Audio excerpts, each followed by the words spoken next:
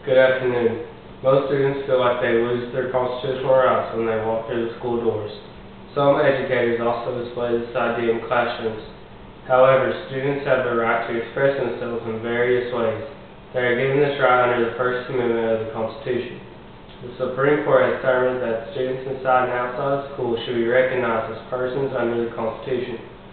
School leaders argue that this freedom leads to discipline problems and disruptions in the classroom. There are many different ways that students can express themselves in class and extracurricular activities. I propose that we take a look at 4 ways that students express themselves in today's schools. Many schools have dress codes that students must follow. A few schools have even gone as far as making school uniforms mandatory for all students enrolled.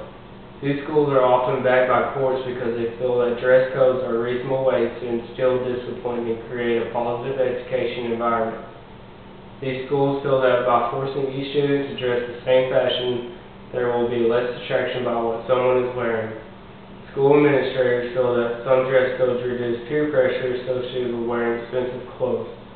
On the other hand, most students feel that by taking this approach, schools are violating their right and limiting their clothing choices.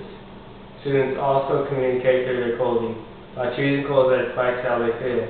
For example, they may wear a shirt that supports a cause that is important to them, supports a political candidate, or social or religious belief.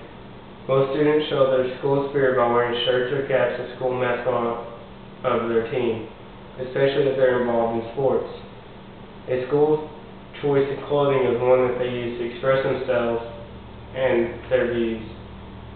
School officials believe that students should be limited around verbal and with written communication. Teachers will often stop class discussions when students are strong-standing and a live topic becomes controversial. This only causes frustration among the students in the class because they feel that the adults that make the rules do not care about how they feel or what they think. Students have the right to state their opinions in a calm and non-destructive manner, even if their opinion is controversial with what the majority believes to be true. When school hinders a student from expressing themselves, they are violating the student's First Amendment rights.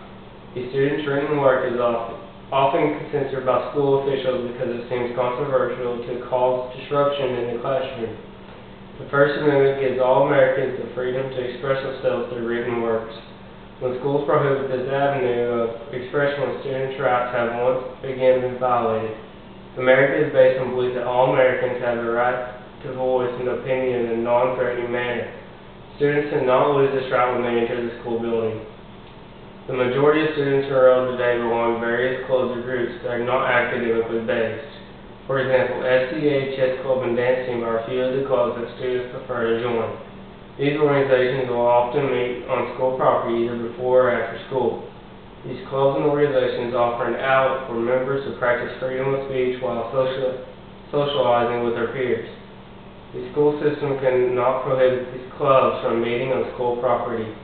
If they try to keep them from using school facilities, they stand to lose federal funding for the academically based organizations. Losing money is the last thing a school district wants, so to allow the different clubs and students groups access to the school property. A few schools have taken the approach that will not allow student groups or clubs to meet on school property. They took this action to keep from violating the Equal Access Act. A school right to pray and religious topics in school is highly controversial. In the early 1960s, the Supreme Court ruled that it is unlawful for prayer or religious rituals to take place in official school functions.